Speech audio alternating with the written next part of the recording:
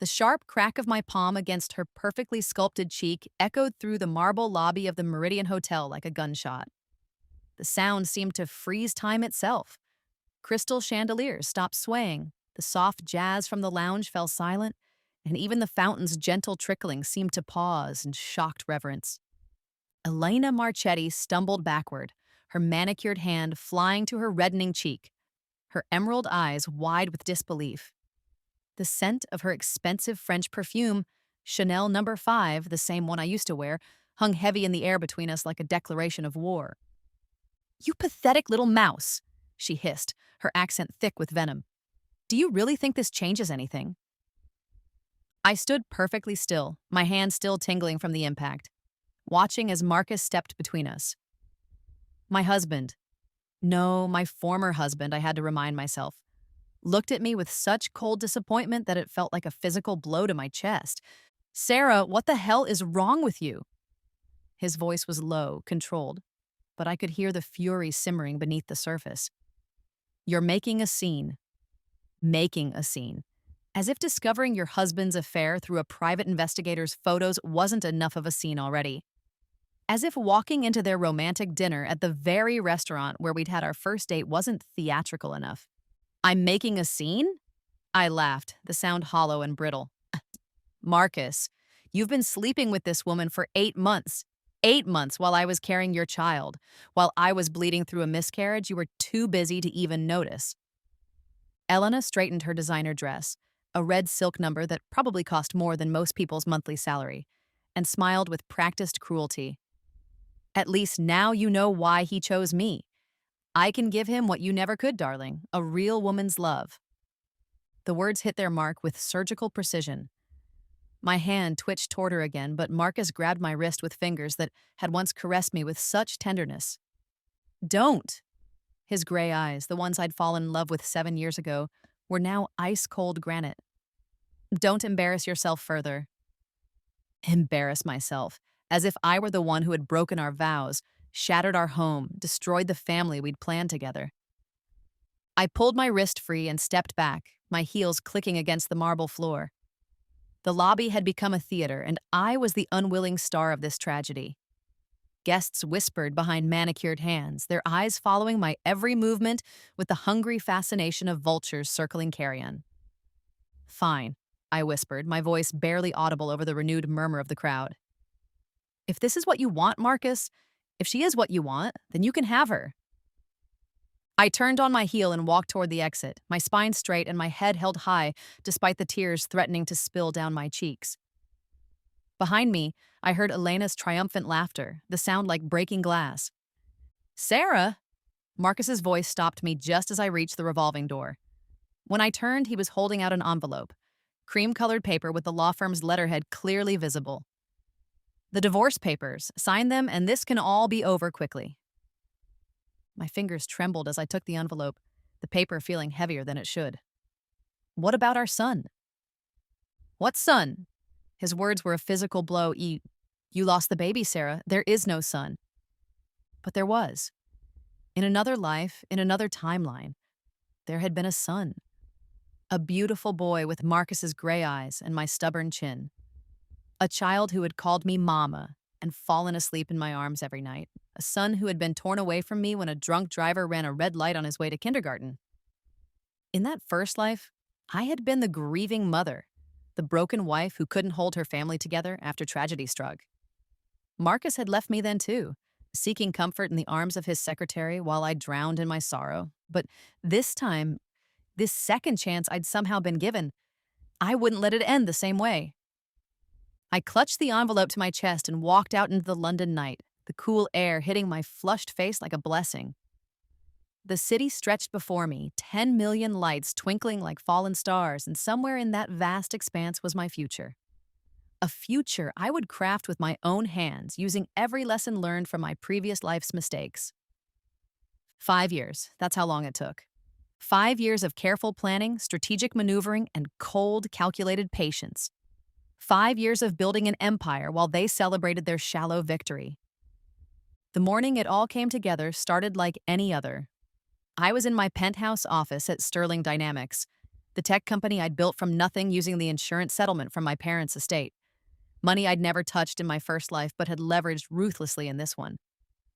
The London skyline stretched before me through floor-to-ceiling windows, and I could see the Thames winding like a silver ribbon through the heart of the city. My assistant James knocked and entered with his usual quiet efficiency.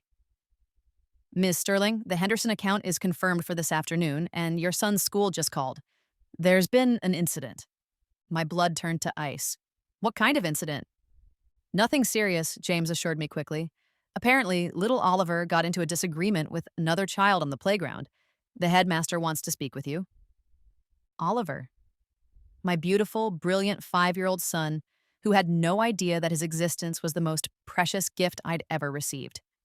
In this life, I'd carried him to term, delivered him safely, and raised him as a single mother with the fierce protectiveness of someone who had lost everything once before. "Cancel my afternoon meetings," I said, already reaching for my purse. "And James, send flowers to Mrs. Peterson in HR. It's her anniversary."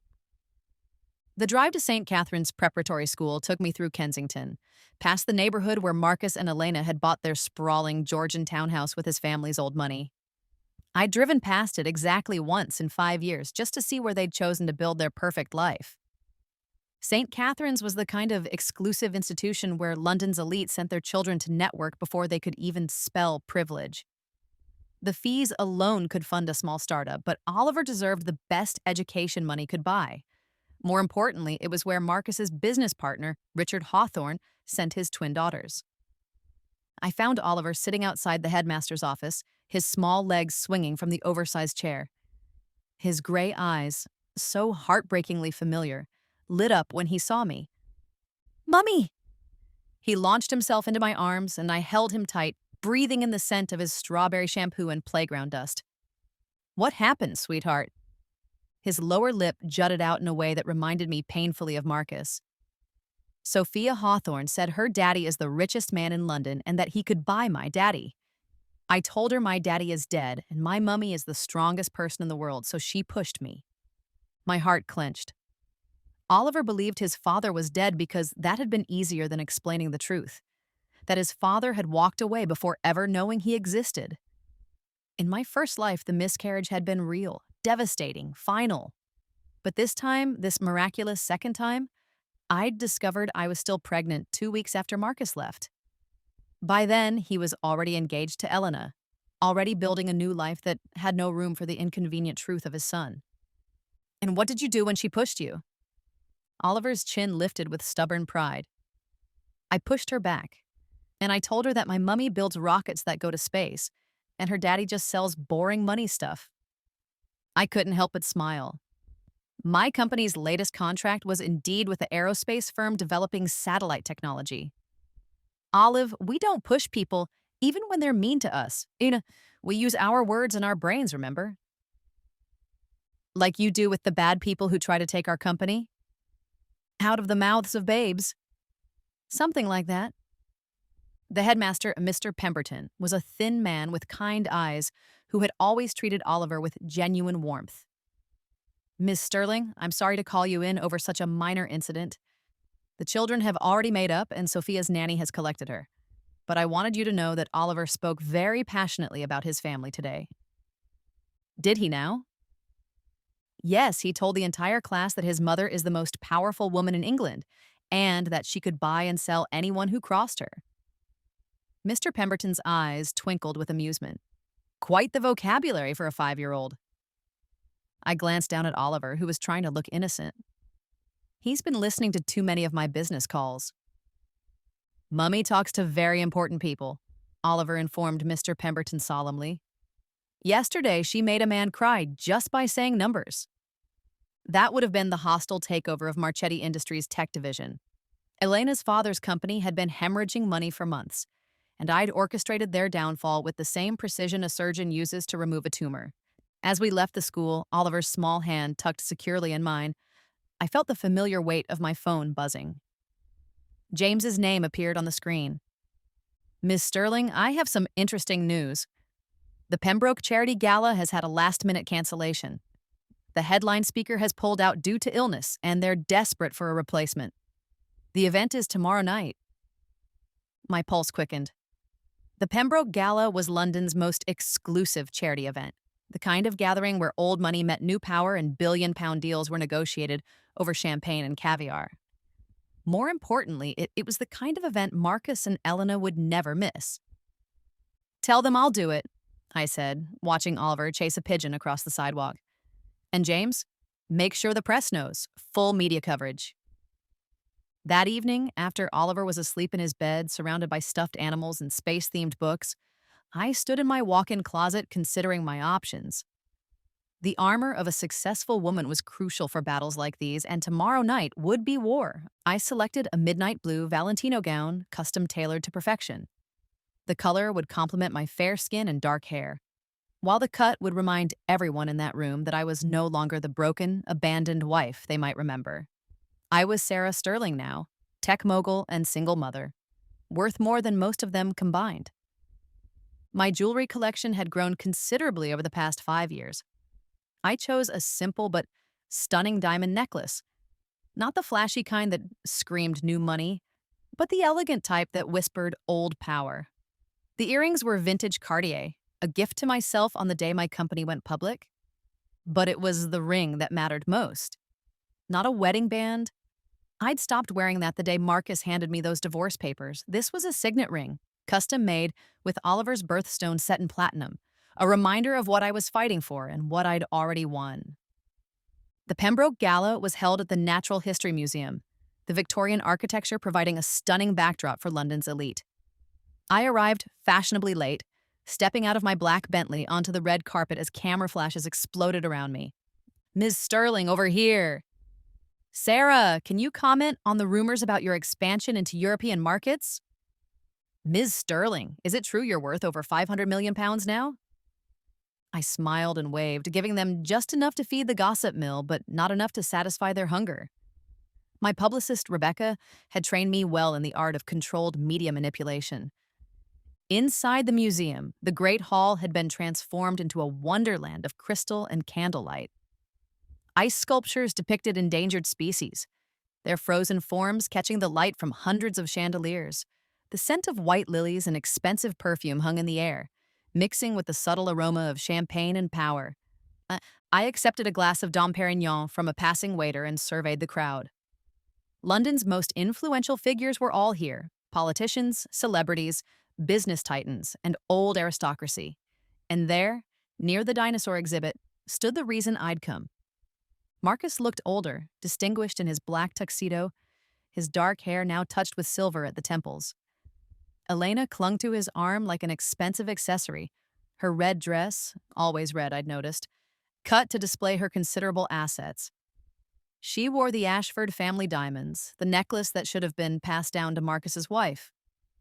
That should have been mine. They were talking to Richard Hawthorne and his wife, probably discussing business while pretending to care about endangered wildlife. Perfect. I made my way through the crowd, stopping to chat with various contacts, building anticipation for my speech. Margaret Caldwell, the Minister of Technology, was particularly effusive in her praise of my company's latest innovations. Sarah, darling, you must meet Lord Pemberton. He's been dying to discuss your satellite project. As I was led through the crowd, I felt eyes following me. The whispers started. They always did when I appeared at these events. The abandoned wife who'd built an empire, the single mother who'd conquered the tech world, the woman who'd transformed tragedy into triumph. I was introduced to several important figures, each conversation carefully calculated to build my reputation and expand my network. But through it all, I was aware of Marcus watching me. I could feel his gaze like a physical touch. And when I finally allowed myself to look in his direction, our eyes met across the crowded room. For a moment, time seemed to stop again, just like it had in that hotel lobby 5 years ago. But this time, I wasn't the broken woman begging for scraps of his attention. This time, I was the one with the power. I smiled, the same polite, distant smile I might give any stranger, and turned back to my conversation with the Chancellor of the Exchequer. When it was time for my speech, I stepped onto the stage with the confidence of someone who belonged there. The podium was positioned perfectly to overlook the entire room, giving me a clear view of every face turned up toward me. "Ladies and gentlemen," I began, my voice carrying easily through the sound system. 5 years ago, I was a different person living a different life. I thought I knew what success looked like, what happiness meant, what family was supposed to be. I found Marcus in the crowd, his face pale in the spotlights.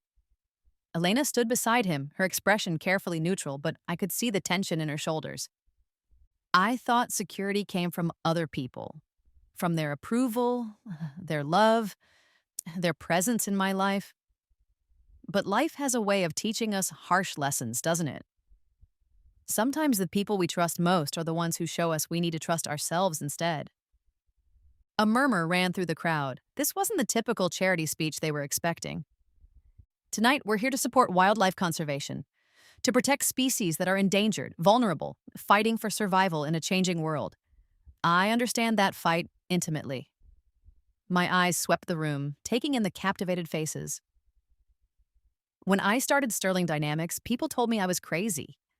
A woman with no tech background, no business degree, no powerful connections. Just a divorce settlement and a dream. I paused, letting the words sink in. In the front row, I spotted Richard Hawthorne leaning forward with interest. But sometimes being underestimated is the greatest advantage you can have. While others aren't watching, you can build. While they're busy celebrating their victories, you can plan your comeback. While they think you're finished, you can be preparing to begin. The applause started slowly, then built to a thunderous ovation. As I stepped down from the podium, I was immediately surrounded by people wanting to talk, to network, to be associated with the evening's most compelling speaker, but I only had eyes for one person. Marcus approached me during the cocktail hour, weaving through the crowd with the practiced ease of someone accustomed to working a room. Eliana wasn't with him. I'd seen her step outside to take a phone call 20 minutes earlier. "Sarah!" His voice was the same, that low baritone that had once whispered endearments in my ear. That was quite a speech. "Marcus," I kept my tone neutral, professional. "I didn't know you'd be here tonight." "Elena sits on the board." Of course she did. "You look, well, success suits you." I almost laughed at the awkwardness of it all. Here we were, two people who had once shared everything, making small talk at a charity gala as if we were strangers. "How's the family business?" I asked politely. Ashford Holdings had been struggling since the market crash 2 years ago, something my research team had noted with interest. "Challenging times for everyone," he said carefully. "But I'm sure you know something about that. The tech sector can be volatile."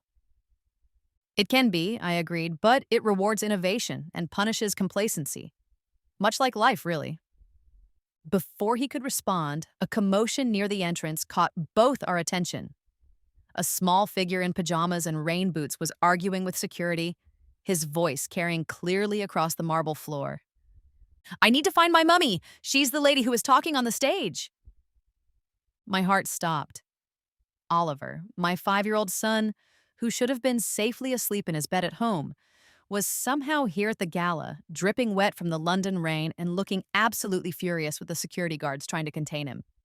"Oliver!" I rushed toward him, my heels clicking frantically against the floor. "Sweetheart, what are you doing here?" He launched himself into my arms, his small body shaking with cold and adrenaline.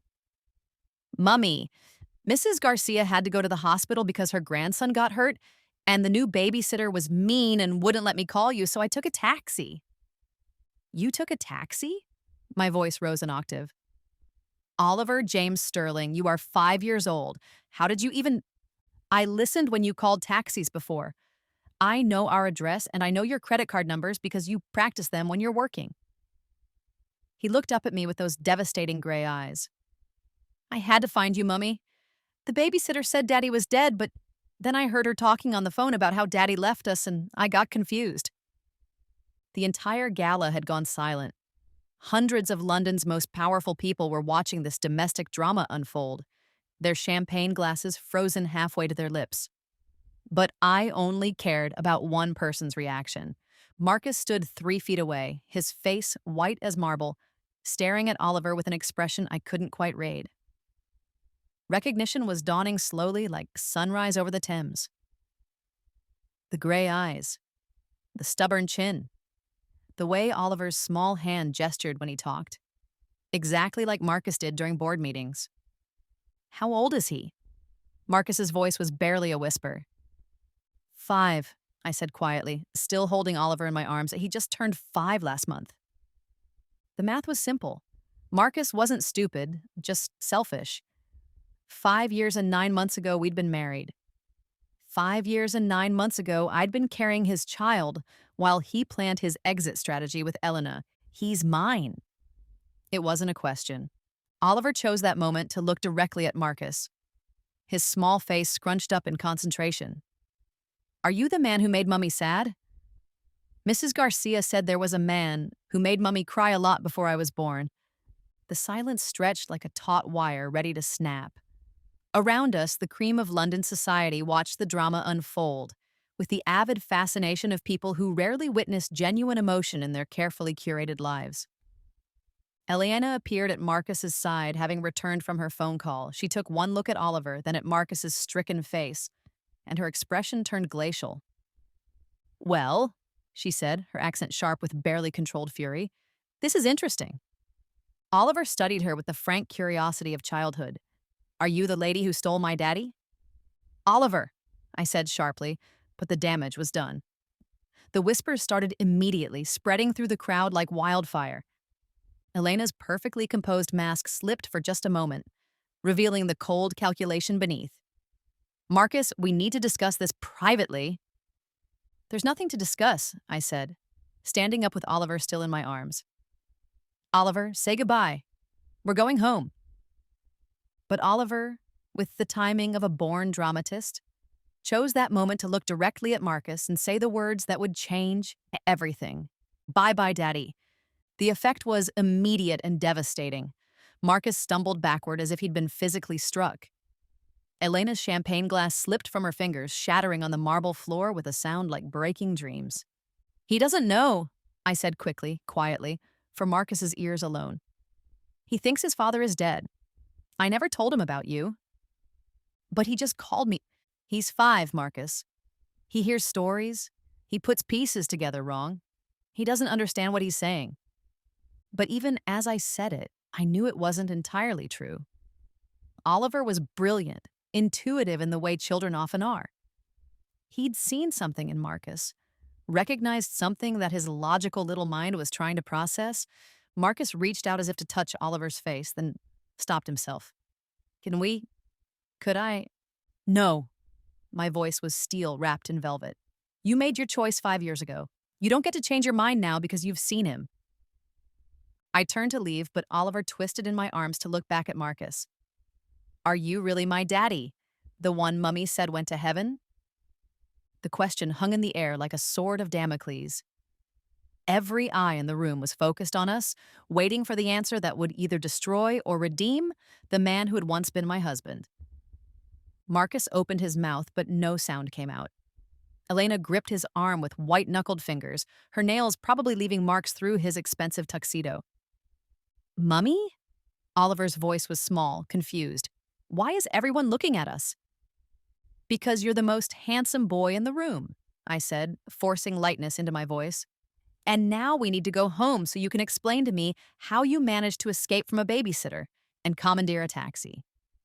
As I carried Oliver toward the exit, I heard Elena's voice behind us, low and venomous. This changes nothing, Marcus. Nothing at all. But she was wrong.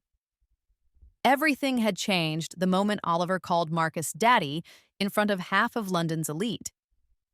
By morning, the story would be in every gossip column on every social media platform. The abandoned wife's secret son, the heir Marcus never knew he had, the scandal that would rock one of London's oldest families. I had spent 5 years building my empire, planning my revenge, waiting for the perfect moment to reveal the truth. But my brilliant, impetuous son had just accelerated the timeline in the most public way possible, and as I strapped Oliver into his car seat, having dismissed my driver and chosen to take my own car for privacy, he looked up at me with those devastating gray eyes. Mummy, is that man really my daddy? I started the engine, buying myself time to think. Through the rain-streaked windshield, I could see the museum's entrance, where Marcus still stood like a statue while Elena gestured angrily beside him. What do you think, sweetheart? Oliver considered this with the seriousness of a 5-year-old philosopher. I think he looked like me. And I think he looked sad when I said goodbye. People can look like each other without being related, I said carefully. But Mrs. Garcia says I have my daddy's eyes, and that man had eyes like mine. My brilliant boy, too smart for his own good, just like his father. Would you like it if he was your daddy? I asked, surprising myself with the question. Oliver was quiet for a long moment, watching the London streets blur past his window. I think I would like to have a daddy who wasn't dead, but only if he wanted to be my daddy, not just because he had to be. The wisdom of children never ceased to amaze me. In one simple statement, Oliver had captured the heart of the entire complicated situation.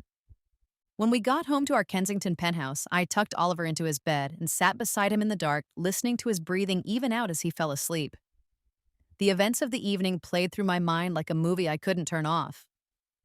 My phone had been buzzing constantly since we left the gala. Text messages, missed calls, emails. The vultures were circling, sensing scandal. But there was one message that made my heart stop. We need to talk. M. Simple words, but loaded with 5 years of history, pain, and unanswered questions. I poured myself a glass of wine, a 2010 Bordeaux that cost more than most people's monthly salary, and stood by the floor-to-ceiling windows overlooking Hyde Park. The city spread out below me like a glittering circuit board, each light representing someone's life, someone's dreams, someone's struggles. 5 years ago, I had walked out of that hotel lobby with nothing but divorce papers and a broken heart. Tonight, I owned a penthouse worth £8 million, ran a company valued at over $1 billion, and had raised the most wonderful child in the world. But Marcus's text message reminded me that some battles weren't about money or power or public vindication. Some battles were about something much more precious and complicated. Family. My phone rang at 11:47 p.m. Marcus's name appeared on the screen, and for a moment I considered letting it go to voicemail. But curiosity, and perhaps something deeper, made me answer. Sarah. His voice was rough, tired. Is he really mine? You know he is. A long pause. In the background, I could hear traffic, suggesting he was still in the city rather than at home in Kensington. Why didn't you tell me? The question I'd been expecting, dreading, preparing for. You handed me divorce papers in a hotel lobby after I caught you with your mistress. You told me there was no son. You walked away, Marcus. I didn't chase you. But you were pregnant. You knew you were pregnant. I found out 2 weeks later. By then, you were already engaged to Elena, already building your new life. What was I supposed to do? Show up at your engagement party with an ultrasound photo? Another silence. When he spoke again, his voice was barely audible. You should have told me. Why? So you could choose her again? So you could pay child support while building a family with someone else? So Oliver could grow up knowing his father picked another woman over his mother? You don't know what I would have chosen. I laughed, the sound bitter even to my own ears. Don't I? You chose her when I was bleeding through a miscarriage. You chose her when I was crying myself to sleep every night. You chose her when I needed you most. Why would a baby have changed that? Because... He trailed off, and I could picture him running his hands through his hair the way he always did when he was frustrated. Because he's my son. No, I said firmly, he's my son. You're just the man who contributed half his DNA. Sarah, please, I know I made mistakes. Mistakes? My voice rose despite my efforts to stay calm.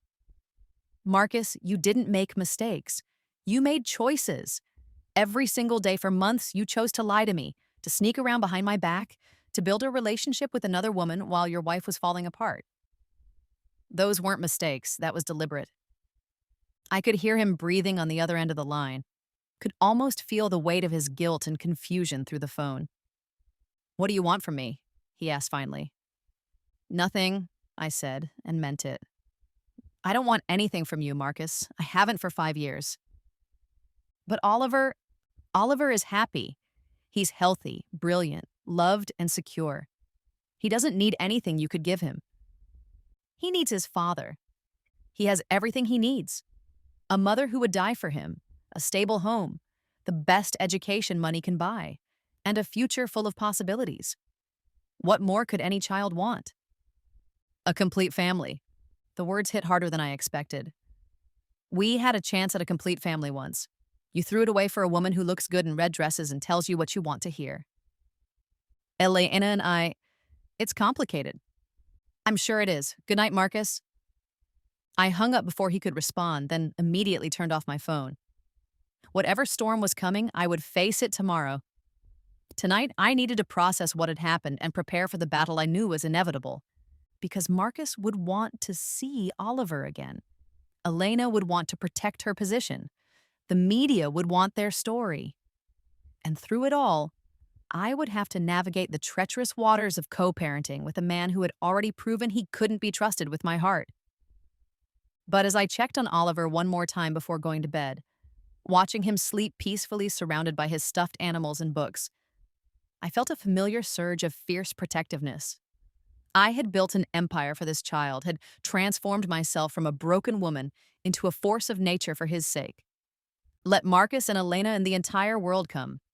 I was ready for war. The next morning brought exactly the media circus I'd expected.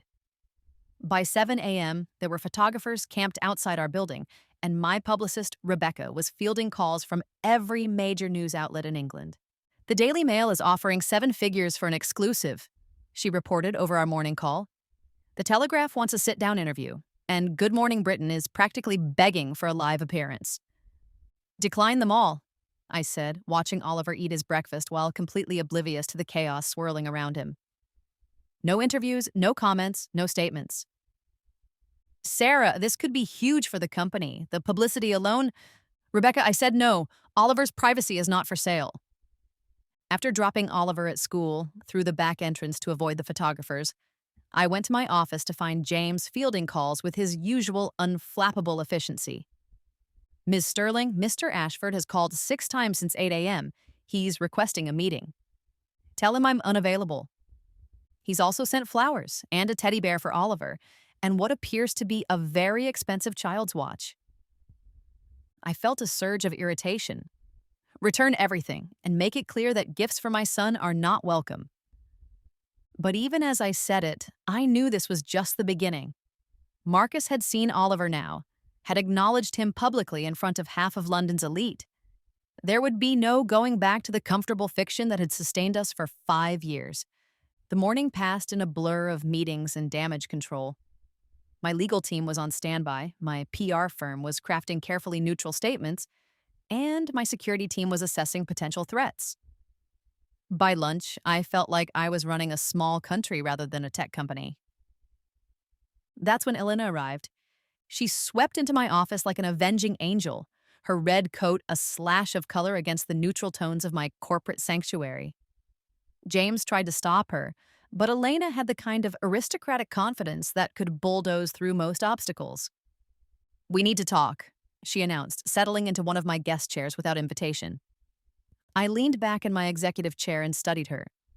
Up close, I could see the fine lines around her eyes that makeup couldn't quite hide. The slight tremor in her hands that spoke of stress or prescription medication. The perfect Elena was showing cracks. About what? About the circus you created last night. About the damage you're doing to my family.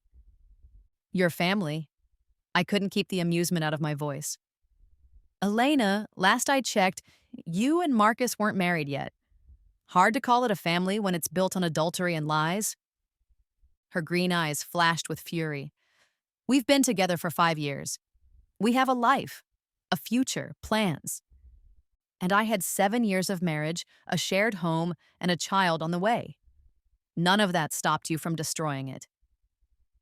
She leaned forward, her voice dropping to a venomous whisper. That child is going to ruin everything. Marcus can barely think straight since last night. He's talking about responsibilities and doing the right thing, and you're terrified he might actually step up and be a father. I smiled coldly. Tell me, Elena, what exactly are you afraid of? That he'll want to spend time with his son? That he'll realize there are more important things than your social calendar and shopping habits? I'm afraid, she said, her mask slipping completely, That you're using that child to manipulate Marcus into coming back to you. I laughed, really laughed, for the first time since the gala. Elena, you beautiful, self-absorbed fool. I don't want Marcus back. I wouldn't take him back if he came crawling on his hands and knees begging forgiveness. Then what do you want? I want to be left alone to raise my son in peace. I want Marcus to sign away his parental rights and disappear back into whatever bubble of denial you two have been living in. I want my privacy, my child's security, and my life to remain exactly as it has been for the past 5 years. Elena's face went through a series of expressions: relief, suspicion, calculation. You'd let him sign away his rights? In a heartbeat. Oliver doesn't need a father who only shows up out of guilt and obligation. He deserves better than that. And if Marcus refuses? I smiled, and Elena visibly shivered. Then I'll make sure he regrets it. You see, Elena, 5 years ago you took everything from me. But you also freed me to become someone much more dangerous than the naive wife you destroyed. I built an empire from nothing, and I can just as easily tear down the pathetic remains of his family's legacy. Elena's face had gone pale beneath her expertly applied makeup. You're threatening us. I'm making you a promise. Stay away from my son, convince Marcus to sign away his rights, and you can continue your perfect little life. Push me. Try to use Oliver as a pawn in whatever game you're playing, and I'll destroy everything you've worked so hard to build. She stood abruptly, her chair scraping against the hardwood floor. You can't intimidate me, Sarah. I know what you really are, a bitter, abandoned woman clinging to the past. And you're a gold digger who stole another woman's husband and is now terrified of losing your meal ticket. I stood as well, my height giving me a psychological advantage. The difference is I've moved on and built something real. You're still living in the shadow of my marriage. Elena's hand twitched as if she wanted to slap me, poetic justice, given how our last encounter had ended. But she was in my office now, on my territory, surrounded by my security cameras and staff. This isn't over, she said, heading for the door. No, I agreed, it's not. But Elena, when it is over, you'll wish you'd taken my offer. After she left, I stood by my windows overlooking the Thames, watching the boats navigate the murky water. My phone buzzed with a text from Oliver's school. He'd been asking the headmaster about his new daddy and whether the man from the gala would be coming to the school play next week. My brilliant, impossible son was going to complicate everything. That evening, as I was helping Oliver with his homework at our kitchen island, a massive slab of Carrara marble that had cost more than most cars, the doorman called to announce a visitor. Mr. Ashford is here to see you, Miss Sterling. Should I send him up? I looked at Oliver, who was concentrating fiercely on his mathematics worksheet, his tongue poking out the corner of his mouth in the same way Marcus used to do when he was thinking hard. Mummy, is that the man from last night? Yes, sweetheart. Would you like to see him? Oliver considered this with a 5-year-old seriousness. Will he make you sad again? The question hit me like a physical blow. My son, for all his youth, had picked up on the emotional undercurrents swirling around his existence. I won't let anyone make me sad, I promised him. But if you don't want to see him, I want to see him, Oliver said decisively. But I want you to stay with me. Always, I assured him. When Marcus stepped off the elevator into our penthouse foyer, I saw him take in the space with obvious surprise. The apartment was a testament to everything I'd achieved: soaring ceilings, museum-quality art, furniture that belonged in architectural magazines. But more than that, it was obviously a home. Oliver's drawings covered one wall of the kitchen, his toys were scattered across the living room floor, and the scent of the dinner I'd been cooking lingered in the air. This is beautiful, Marcus said quietly, his eyes taking in the family photos that lined the hallway. 5 years of birthdays, holidays, achievements, and ordinary moments that made up Oliver's life. Thank you. I led him into the living room where Oliver had abandoned his homework to build an elaborate spaceship from Lego blocks. Oliver, I said gently, do you remember the man from last night? Oliver looked up from his construction project, studying Marcus with frank curiosity. You're taller than I remembered. Marcus laughed, actually laughed, and I felt something twist in my chest. It was the same laugh that had made me fall in love with him all those years ago. You're exactly as tall as I remembered, Marcus replied, crouching down to Oliver's level. What are you building? A spaceship that can go to Mars. A mummy's company is helping to build real rockets, so I'm practicing. Oliver held up his creation proudly. Do you want to help? I watched, my heart clenching, as Marcus settled cross-legged on my Persian rug and began sorting Lego pieces with the same methodical precision he'd once brought to business deals. Oliver chattered away about rockets and planets and his teacher, Miss Thompson, completely at ease with this stranger who shared his eyes. Oliver, Marcus said eventually, do you know who I am? You're the man who made Mummy sad a long time ago, Oliver replied matter-of-factly. But Mummy isn't sad anymore, so I think maybe you're not as mean as Mrs. Garcia thought. Marcus glanced at me over Oliver's head, his expression unreadable. I did make your mummy very sad. I made some very bad choices that hurt her badly. Did you say sorry? The simple question hung in the air like a challenge. Marcus looked at me again, and I saw something in his eyes I hadn't seen in 5 years. Genuine remorse. No, he said quietly. I never said sorry. But I am sorry, Oliver. I'm sorrier than you can possibly understand. Oliver nodded solemnly. Mummy says saying sorry is the first step, but you have to mean it and not do the bad thing again. Your mummy is very wise. She's the smartest person in the whole world, Oliver declared with 5-year-old certainty. She can do anything. After Oliver went to bed, after extracting promises from Marcus to come back and help finish the spaceship, we sat in my living room with glasses of wine, the silence stretching between us like a bridge neither wanted to cross first. He's incredible, Marcus said finally. Brilliant, funny, kind. You've done an amazing job raising him. I had good raw material to work with, I admitted grudgingly. Sarah? He turned to face me fully, his gray eyes intense. I know I have no right to ask anything of you. I know I destroyed our marriage, our future, everything we built together. But please, please don't keep me from knowing my son. Your son? I felt the familiar surge of protective fury. He's not your son, Marcus. You don't get to claim him after 5 years of absence. But biologically, biology doesn't make you a father any more than signing a marriage license makes you a husband. I stood up, pacing to the windows. Oliver has never had a father, and he's turned out just fine. Better than fine. He's happy, secure, loved. Why would I risk that for a man who's already proven he can't be trusted? Because I want to try. Because I want to be the father he deserves. I whirled around to face him. The father he deserves? Marcus, the father he deserved would have been there when I was throwing up every morning for 4 months. The father he deserved would have been in the delivery room when he was born. The father he deserved would have been there for his first steps, his first words, his first day of school. I know that, but I can't change the past. No, you can't. But you can avoid making the future worse. I moved to stand in front of him, my voice dropping to a dangerous whisper. Elena made it very clear today that you being in Oliver's life would be problematic for your relationship. Are you really willing to choose your son over your fiancé? Because that's what this comes down to, Marcus. You can't have both. His face went white. Elena said that?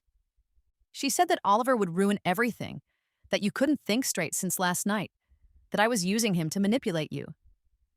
I smiled coldly. She's not wrong about the manipulation part. Oliver is my trump card, my nuclear option. The child you never knew existed, raised to be everything you could have had if you'd been a better man. That's not fair. Fair? I laughed bitterly. Marcus, nothing about this situation is fair. It wasn't fair when I found out I was pregnant 2 weeks after you'd already moved out. It wasn't fair when I went through labor alone while you were probably celebrating your engagement. It wasn't fair when Oliver asked me why he didn't have a daddy like the other children at school. He was quiet for a long moment, staring down at his hands. When he looked up, there were tears in his eyes. I dream about him, he said quietly. Every night since the gala, I dream about a little boy, with my eyes asking me why I left. I wake up feeling like I've lost something I never knew I had. Despite myself, I felt a flicker of sympathy. Marcus, I know I don't deserve forgiveness. I know I have no right to be in his life. But Sarah, he's my son, my flesh and blood. How can I walk away from him now that I know he exists? The same way you walked away from me when I needed you most, I said simply, by deciding that your comfort is more important than doing what's right. The words hit their mark. Marcus flinched as if I'd struck him physically. I can't walk away from him, he said finally. I won't. Then you'll destroy Elena's perfect world. Are you prepared for that? Are you prepared for her to leave you when she realizes you're choosing your son over her happiness? If that's what it takes. I studied his face, looking for signs of the weakness I'd seen 5 years ago. The tendency to choose the easier path when things got complicated. But there was something different in his expression now, a steel I'd never seen before. Words are easy, Marcus. Elena thought I was bluffing too, until I explained exactly how much power I have to destroy both of your lives. I moved to my desk and pulled out a thick folder. Would you like to see what 5 years of success can buy? He took the folder with trembling hands, his face growing paler with each page he turned. Financial records showing his family's mounting debts. Documentation of Elena's father's company's illegal business practices. Evidence of tax evasion, fraud, embezzlement. A paper trail that would destroy them both if it ever saw the light of day. My God, he whispered, how did you... I'm very good at what I do, Marcus, and what I do is gather information, identify weaknesses, and exploit them when necessary. I took the folder back and returned it to my desk. I could have destroyed you years ago. I chose not to, because I had better things to do with my time and energy. But if you force my hand, if you try to disrupt Oliver's life, or use him as a pawn in your relationship drama, I will end you both. You're threatening me. I'm protecting my son. There's a difference. Marcus stood up abruptly, pacing to the windows where I'd stood moments before. What do you want from me, Sarah? What would it take for you to let me be part of his life? I want you to prove you're worthy of him. I want you to show me that you won't abandon him the moment things get difficult, or Elena gives you an ultimatum. I joined him at the window, looking out at the glittering city below. Most of all, I want you to understand that Oliver's needs come first. Not yours, not Elena's, not your family's reputation or business interests. His needs, his happiness, his security. And if I can prove that, then maybe we can work out some kind of arrangement. Supervise visits at first with me present. No overnight stays until he's comfortable with you. No introducing him to Elena or anyone else in your life until I'm convinced you're committed to being his father. And if I can't prove it? I turned to face him, my expression implacable. Then you sign away your parental rights and disappear from our lives forever. No second chances, no appeals, no dramatic gestures. One chance, Marcus. That's all you get. He was quiet for a long time, staring out at the city lights. When he finally spoke, his voice was barely audible. When I walked away 5 years ago, I told myself I was doing the right thing. That you deserved better than a husband who'd fallen out of love. That staying would only make us both miserable. He turned to look at me, his eyes bright with unshed tears. I was a coward. I was selfish and weak, and I took the easy way out instead of fighting for what we had. Yes, I said simply. You were. I can't undo that. I can't give you back the years I stole or the pain I caused, but I can try to be the father Oliver deserves, even if it's 5 years too late. It's not about what you can give me back, Marcus. I don't want anything from you anymore. This is about Oliver and only Oliver. I understand. He pulled out his phone and showed me the screen. Elena's name appeared in his recent calls list dozens of times since yesterday. She's been calling all day, demanding to know what I'm going to do, threatening to leave if I pursue this. And I haven't answered. He put the phone away and looked at me directly. I'm choosing him, Sarah. I'm choosing our son. The words hung in the air between us, loaded with promise and threat and the weight of years of regret. I wanted to believe him for Oliver's sake, if not my own. But I'd believed Marcus before, and look where that had gotten me. Prove it, I said simply. Don't tell me, show me. Words are meaningless. I learned that lesson the hard way. He nodded, understanding the challenge I'd laid down. How do I start? You start by going home and having a very difficult conversation with your fiancé. You start by deciding what kind of man you want to be and what kind of father Oliver deserves. And then you call me tomorrow and we'll discuss ground rules. After Marcus left, I checked on Oliver one more time. He was sleeping peacefully, his dark hair tousled against his pillow, one arm wrapped around his favorite stuffed rocket ship. He looked so much like his father, it took my breath away. What do you think, baby? I whispered. Should Mummy give Daddy a chance? Of course, Oliver didn't answer. But in my heart, I heard the voice of the child I'd lost in my first life. The son who'd never gotten the chance to know his father before tragedy tore our family apart. Give him a chance, Mama. Everyone deserves a second chance. Maybe they did. Maybe Marcus could prove he was worthy of the incredible gift that was Oliver's love. Maybe Elena would surprise us all and gracefully step aside. Maybe I could learn to trust again. Just enough to co-parent with a man who'd once broken my heart so thoroughly, I'd thought I'd never recover. Or maybe I was setting us all up for another devastating betrayal. Only time would tell. The next morning brought unexpected news. Rebecca called at 6 a.m., her voice tight with barely controlled excitement. Sarah, you need to see the morning papers, all of them. Within minutes, James had delivered every major London newspaper to my penthouse. The headlines were brutal. Ashford heir's secret son scandal, tech mogul's revenge, the child that changed everything. Elena Marchetti's worst nightmare, the son she never saw coming. But it was the Telegraph's front page that made my blood run cold. A photo of Oliver from his school's website, his face clearly visible beneath the headline, "The boy who could inherit billions." I was reaching for my phone to call the school when it rang in my hand. Marcus's name appeared on the screen. Did you see? He started. The papers, yes. How did they get Oliver's photo? I don't know, but my lawyers are already working on it. Sarah, I'm so sorry. This is exactly what you were afraid of. Where's Elena? I cut him off, something cold and dangerous settling in my stomach. A pause. We had a fight last night. After I told her I was going to pursue a relationship with Oliver, she left. She hasn't come home. Marcus, I said slowly, what does Elena know about Oliver? What information does she have access to?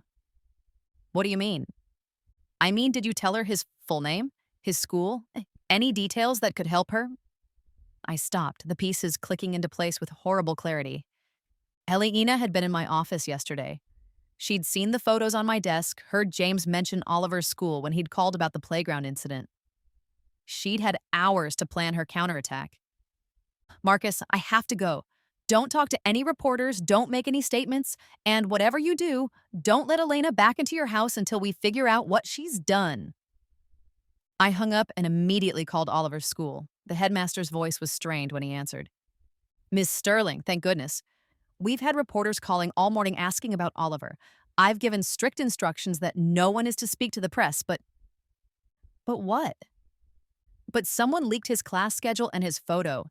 And Ms. Sterling? There are photographers outside the school gates. My hands shook as I ended the call. This was my worst nightmare realized. My son's privacy invaded, his childhood threatened, his safety potentially compromised. All because Elena Marchetti couldn't bear the thought of losing her position as the center of Marcus's world. I called my security team, my lawyers, and my publicist in rapid succession. Within an hour, I had a plan of action. But first, I had to protect Oliver. I found him in his bedroom, obliviously getting ready for school while scrolling through a tablet, completely unaware that his face was on the front page of every newspaper in England. Oliver, sweetheart, how would you like to go on an adventure today instead of going to school? He looked up, instantly suspicious. What kind of adventure? The kind where we stay home and build the biggest Lego spaceship in the history of the universe while eating ice cream for breakfast. Can we invite my new daddy? The innocent question nearly broke my heart. We'll see, baby. First, let's focus on that spaceship. As Oliver cheered and ran to get his Lego collection, I stood in his doorway and made a silent promise. Elena Marchetti had just declared war on my family. She'd crossed the one line I'd drawn in the sand. She'd threatened my son's safety and privacy. Now she was going to learn exactly why Sarah Sterling had become one of the most feared women in London's business world. And this time, I wasn't going to stop at just ruining her engagement. I was going to destroy everything she'd ever cared about, piece by careful piece, until she understood the price of threatening my child. The war Elena had started was about to become the last mistake she'd ever make. But first, I had a spaceship to build with my son. Because in the end, that's what mattered most. Not revenge, not vindication, not even justice. Just a mother's love for her child and the lengths she would go to protect him. Everything else was just business.